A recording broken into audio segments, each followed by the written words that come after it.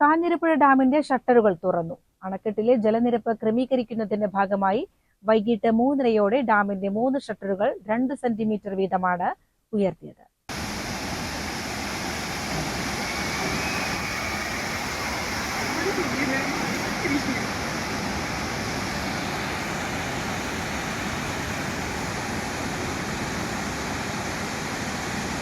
പരമാവധി 97.50 മീറ്റർ സംഭരണശേഷിയുള്ള അണക്കെട്ടിൽ രാവിലെ 11:50 ജലനിരപ്പ് 95.37 മീറ്ററിൽ എത്തിയിരുന്നു. മഴ കൂടുതൽ ശക്തിപ്പെടുകയാണെങ്കിൽ ആവശ്യാനുസരണം ഷട്ടറുകൾ കൂടുതൽ ഉയർത്തുമെന്ന് അധികൃതർ അറിയിച്ചു.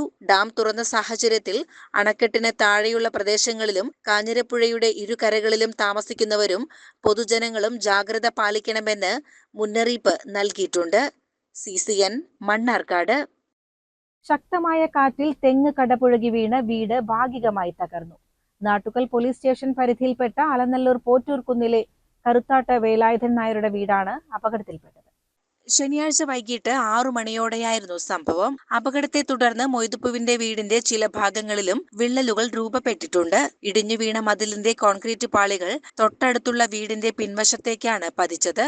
തച്ചനാട്ടുകരയിലും സമീപ പ്രദേശങ്ങളിലും ഉച്ചയ്ക്കു ശേഷം പെയ്ത ശക്തമായ മഴയിലാണ് അപകടമുണ്ടായത്.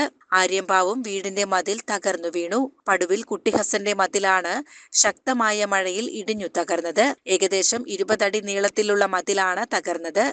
സമീപത്ത് വീട്ടുകാർ ഉണ്ടായിരുന്നെങ്കിലും വീഴുന്നത് കണ്ട് ഓടി മാറിയതിനാൽ വലിയ ദുരന്തം ഒഴിവായി. CCN ചത്തല്ലൂർ. തച്ചനാട്ടുകര പ്രദേശങ്ങളിൽ പെയ്ത കനത്ത മഴയിൽ മതിൽ ഇടിഞ്ഞു വീണ് വീടിന് കേടുപാടുകൾ സംഭവിച്ചു. തച്ചനാട്ടുകര പാലോട് സ്വദേശി പൂളക്കുഴിയൻ മൊയ്തുപ്പുവിന്റെ വീടിന്റെ കോൺക്രീറ്റ് പാളികളോട് കൂടിയ ചുറ്റുമതിലാണ് പൂർണ്ണമായും തകർന്നു വീണത്. ശക്തമായ കാറ്റിൽ വീടിന്റെ പിറകുവശത്തുണ്ടായിരുന്ന തെങ്ങ് അടിഭാഗം പൊട്ടി വീടിന് മുകളിലേക്ക് പതിക്കുകയായിരുന്നു. അപകട സമയത്ത് വീട്ടിലുണ്ടായിരുന്ന വേലായുധൻ നായരും ഭാര്യ ഇന്ദിരയും പരിക്കേൽക്കാതെ അത്ഭുതകരമായി രക്ഷപ്പെട്ടു. തെങ്ങു വീണതിനെ തുടർന്ന് വീടിന്റെ മുകളിലത്തെ നിലയുടെ മേൽക്കൂരയ്ക്കും താഴത്തെ നിലയിലെ നിരവധി ഓടുകൾക്കും കേടുപാടുകൾ സംഭവിച്ചിട്ടുണ്ട്. CCN ചത്തല്ലൂർ.